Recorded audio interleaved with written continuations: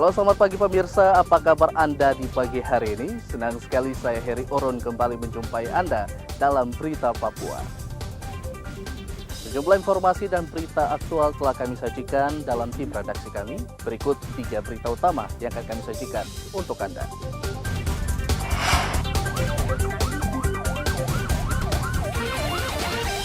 Pemilik rumah lupa matikan kompor saat memasak air mengakibatkan sebuah gudang plastik dan kos-kosan terbakar di Mimika. Hujan semalaman, sejumlah rumah dinas ASN di Merauke terendam banjir. Jual obat tanpa izin, 4 pemuda diringkus polisi Mimika.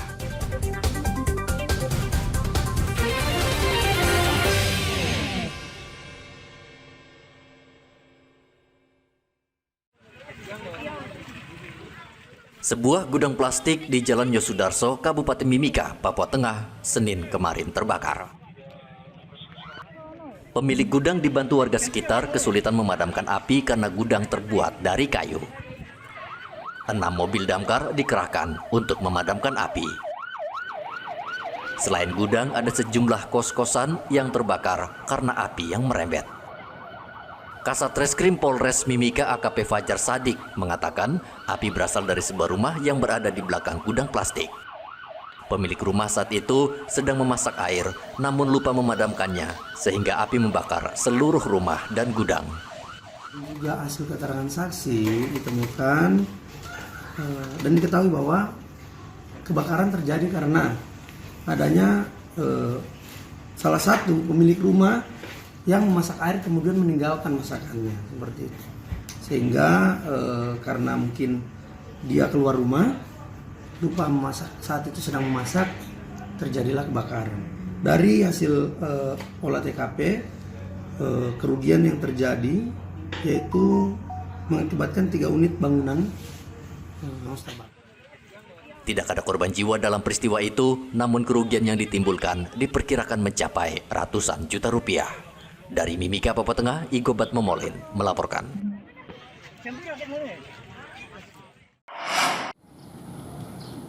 Komplek perumahan dinas pemerintah daerah Merauke, Papua Selatan di Jalan Nowari terendam banjir. Air setinggi mata kaki orang dewasa mengganggu aktivitas warga. Hujan yang turun selama 1 malam menyebabkan komplek perumahan ini kembali kebanjiran. Kawasan perumahan dinas Pemkap ini memang daerah langganan banjir karena lokasinya berdekatan dengan drainase atau saluran air, sehingga ketika hujan dengan intensitas tinggi saluran meluap. Kawasan ini sepertinya sering kebanjiran, Pak. Seperti apa ini, Pak? Iya, kawasan ini memang setiap tahun kalau musim penghujan tuh kami biasa 3 kali. 3 kali? 3 kali banjir. Nah, ini ketinggian air sampai berapa senti ini? Bisa sampai 15 sampai 20 senti. 20 senti ya? Ya. Nah, kalau surutnya itu kapan biasanya? Biasanya ini kan tergantung air pasang surut. Oh gitu. Ya, jadi kalau air surut dia turun. Oh gitu. Tidak perlu disedot ya? Disedot enggak? Tidak. Nanti dia ini sendiri ya? Nanti dia surut sendiri. Okay. Hujan deras yang turun semalaman juga menggenangi sejumlah kawasan di Merauke seperti kawasan Polder, Jalan Aru, dan Jalan Sasate. Merauke saat ini masih menghadapi musim hujan. Warga diimbau waspada karena hujan disertai angin kencang bisa menyebabkan pohon tumbang dan longsor. Muhammad Ridwan melaporkan dari Merauke, Papua Selatan.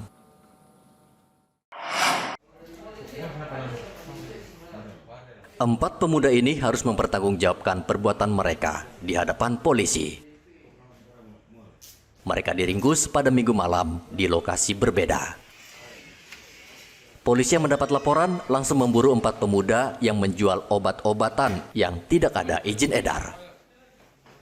Kasat Narkoba Polres Mimika, AKP Andi Basuki Rahmat, mengatakan pelaku mendatangkan obat terlarang itu dari Manado, Sulawesi Utara.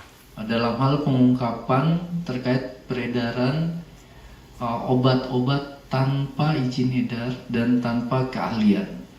Di sini obat-obat ini kami temukan dari hasil pengungkapan dan berdasarkan informasi yang beredar dari masyarakat, yang mana diketahui bahwa ada salah seorang warga yang tinggal di SP2 yang patut diduga melakukan peredaran obat tanpa keahlian. Dari penangkapan yang dilakukan terhadap saudara A di SP2 yang berdasarkan laporan dari masyarakat bahwa yang bersangkutan sering diketahui melakukan peredaran obat tanpa keahlian. Setelah kami tangkap, ditemukan barang bukti berupa 16 plastik, di mana dalam plastik tersebut berisi 240 butir pil warna kuning. Hasil dari penyelidikan kita dan pemeriksaan serta interogasi yang dilakukan terhadap saudara A maupun M, diketahui bahwa barang ini dipesan kepada saudara Z. Saudara Z ini merupakan DPO kasus yang sama, Satres Narkoba tahun 2024, yang berkedudukan di Manado. Dari tangan pelaku, polisi menyita puluhan butir obat terlarang. Obat berbahaya itu dijual Rp5.000 per butir. Obat itu berefek mabuk sehingga kebanyakan pelanggan mereka adalah anak muda. Keempat pelaku terancam hukuman penjara 7 tahun. Dari Mimika, Papua Tengah, Igobat Momolin melaporkan.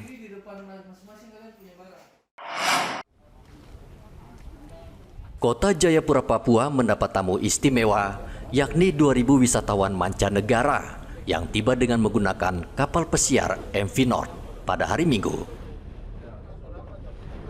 Selama 6 jam, wisatawan mancanegara berada di kota Jayapura menikmati keindahan dan keunikan kota ini sekaligus membeli berbagai cenderamata.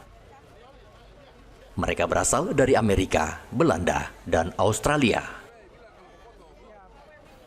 Selama di Jayapura, para wisatawan mengunjungi sejumlah destinasi wisata, antara lain pasar tradisional Hamadi, Jembatan Yotefa, Museum Lokal Budaya Universitas Cendrawasih, Wihara, dan Taman Imbi. Sekitar 2.000 orang turis ke Jayapura, hanya mungkin 5 atau 6 jam saja di sini. Lalu ada yang turun, ada yang di atas kapal. Lalu kami pemerintah kota bersama dengan seluruh jajaran berkenan juga untuk menerima mereka. Tapi intinya bahwa kehadiran mereka ini cukup membawa dampak untuk ekonomi di kota ini. Pertama itu mereka bisa mengenal kota ini secara dekat, sehingga ada informasi yang teman-teman pariwisata sudah siapkan, itu juga mereka akan sampaikan kepada negara-negara mereka masing-masing. Karena ini berasal dari semua negara. Mereka biasanya ada di Belanda atau Singapura. Kunjungan wisatawan mancanegara ini sangat berarti bagi kemajuan sektor pariwisata serta berdampak positif bagi perekonomian masyarakat setempat. Mereka di Kota Jayapura menikmati berbagai macam daya tarik wisata yang ada di Kota Jayapura. Pertama, mereka start dari atas kapal berlabuh di laut Jayapura, lalu mereka turun di DPR Papua, DPRP Provinsi Papua, lalu mereka melakukan city tour, tapi juga ada yang ke Danau Sentani. Yang melakukan city tour to Jayapura, Kota Jayapura, yaitu mereka dari pusat Kota Jayapura, yaitu dari DPR Provinsi Papua, mereka ke Pasar Hamadi, mereka keliling ke Jembatan Yotefa, lalu mereka ke Wihara di Skyland, lalu mereka ke Museum Lokal Budaya di Padang Bulan atau di Uncen, lalu mereka ke Danau Sentani, lalu mereka kembali ke Kota Jayapura atau ke Taman Imbi untuk menyaksikan atraksi pergelaran budaya yang ditampilkan oleh Dewan Kesenian Kota Jayapura. Dari Kota Jayapura, Papua, wisatawan mancanegara kemudian melanjutkan perjalanan mereka menuju Papua New Guinea, lalu berlayar menuju Australia. Hendra melaporkan dari Kota Jayapura, Papua.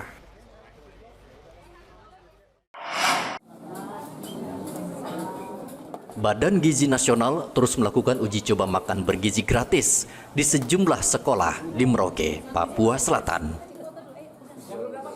Kali ini uji coba berlangsung di SD Budi Mulia. 286 siswa di sekolah ini menikmati makan siang bergizi gratis. Setiap siswa mendapat porsi makan siang yang berisi nasi, sayur, ayam, dan susu. Pihak sekolah sudah berkoordinasi dengan pihak terkait untuk mengatur waktu atau durasi makan gratis yang diperkirakan memakan waktu 20 menit saat jam istirahat. Kami sudah berkoordinasi dengan dapur umum bahwa nanti tidak mengganggu proses jam belajar mengajar siswa.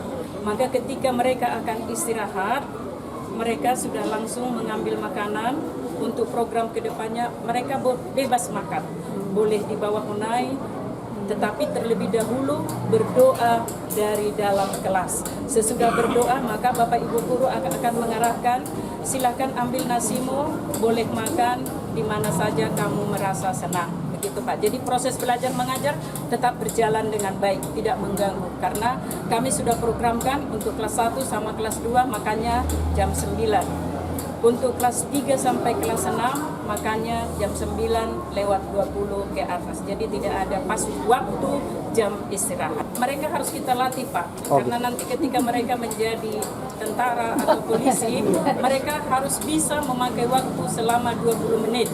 Itu sudah proses semua. Ketika bel berbunyi, maka mereka akan mengembalikan tempat makan ke tempat yang sudah sediakan, cuci tangan, baru siap untuk mengikuti pembelajaran selanjutnya. Begitu harapan kami. Tapi mungkin nanti di lapangan ada 1-2 yang lambat makan, itu tidak menjadi masalah besar untuk kami. Badan Gizi Nasional saat ini belum menjalankan makan bergizi gratis di Papua Selatan karena masih menghitung apakah dengan biaya Rp10.000 per anak mampu menyalurkan makan siang untuk siswa di 4 kabupaten.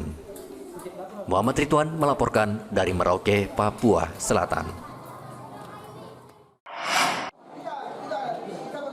Harga daging sapi di Pasar Wamanggu, Merauke, Papua Selatan terpantau normal setelah sebelumnya harganya sempat melonjak tinggi. Pekan lalu, harga daging sapi sempat menyentuh harga Rp150.000 per kilogram. Namun harga tersebut hanya bertahan selama sepekan. Setelah itu harga daging normal kembali berkisar Rp130.000 per kilogram. Untuk harga daging sekarang ini apakah masih tinggi atau sudah normal Pak? Sudah normal sekarang Pak dagingnya. Berapa sekarang Pak?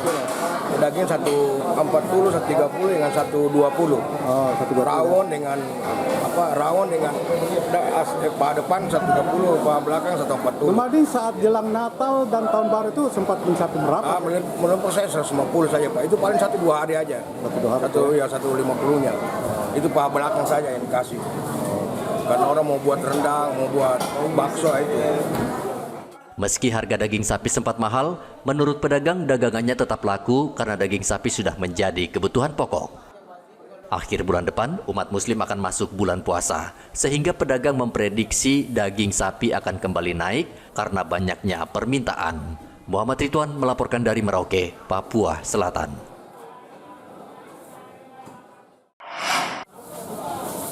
Pasokan telur di Merauke hingga saat ini belum bisa memenuhi kebutuhan masyarakat, sehingga tidak heran banyak telur dari daerah lain yang beredar di pasaran. Untuk menambah stok, pedagang banyak mendatangkan telur dari Makassar atau Surabaya, walaupun kualitasnya tidak baik karena kondisinya sudah tidak segar. Seharusnya dengan kualitas yang kurang baik, harganya lebih murah. Namun pada kenyataannya, pedagang telur malah menjual telur dari luar daerah dengan harga yang sama dengan telur lokal. Tapi kualitasnya bagus juga. Lumayan sortir lagi. Oh, kok sortir lagi? Banyak pecah atau busuk? Banyakan yang pecah. Banyak pecah. Dinas Peternakan dan Ketahanan Pangan Merauke meminta pedagang jujur dalam menentukan harga telur lokal dan telur dari daerah lain. Jadi mungkin himbauan yang perlu kami sampaikan, yang pertama kepada para pengecer ya, dalam arti ini informasi langsung yang kami dapatkan dari pemasok bahwa memang banyak pengecer yang mengambil, tapi kita harapkan pengecer juga dapat menjual telur dengan harga yang sesuai ya. Karena terus terang terkait harga telur ini, kalau kita melihat dari sisi ketersediaan yang ada di pasar, ini mencapai 80, 85, 90, bahkan ada 95 ya. Saya sempat turun untuk melihat. Oleh karena itu, kepada masyarakat, kepada para konsumen juga harus lebih jeli lagi ketika membeli telur, karena rupanya telur dari luar yang dimasukkan dari Surabaya bahkan dari Makassar yang mungkin dari kemarin ya sudah mulai beredar. Jangan salah pilih gitu ya, karena memang di harga yang sama. Jadi tadi saya sampaikan bahwa para pengecer juga tolong ketika memang itu telur dari Makassar atau Surabaya, tolong disesuaikan dengan harga yang ada. Telur lokal di Merauke sempat langka karena banyak ayam petelur tidak berproduksi karena sakit. Muhammad Ridwan melaporkan dari Merauke, Papua Selatan. Striker baru PSBS Biak, Ariel Nahuelpan, kini resmi bergabung bersama tim di Jayapura, Papua.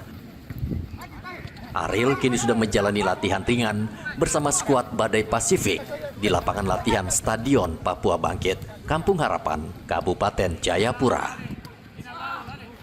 Pria asal Argentina ini didatangkan dari Liga Bolivia untuk menambah daya gedor lini depan PSBS Biak. Kehadiran Ariel Nahuelpan akan membuat persaingan lini depan PSBS Biak semakin ketat.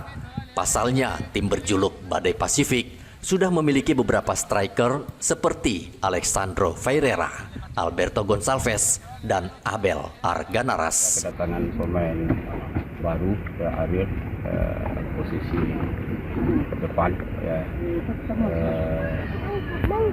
Hari ini dia datang untuk menyesuaikan dengan kondisi dan situasi di sini, ya, artinya baru beraklimatisasi. Ya, mudah-mudahan Ariel bisa segera beradaptasi dengan iklim cuaca dan teman-temannya serta lapangan. Ya. Tentu kita berpikir bagaimana strategi kita. Ya, kalau hanya satu striker kita, ya mungkin barangkali berat untuk Alex ya, selalu main ya. Dengan 17 pertandingan kemarin ini tidak pernah istirahat.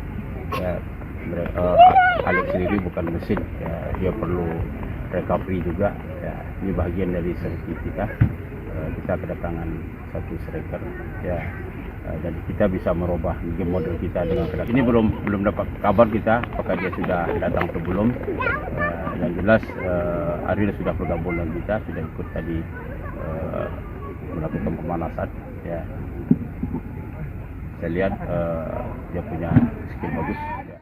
PSBS Biak saat ini bertengger di posisi 11 klasemen BRI Liga 1 dari 18 pertandingan. PSBS Biak merupakan satu-satunya tim asal tanah Papua yang berlaga di kompetensi tertinggi Indonesia. Renol melaporkan dari Kabupaten Jayapura, Papua. Pemirsa, informasi tadi mengakhiri jumpa kita dalam Berita Papua. Saya Heri Orun mewakili seluruh kerabat kerja yang bertugas mengucapkan terima kasih atas kebersamaan Anda. Selamat pagi, selamat beraktivitas, dan wanyam.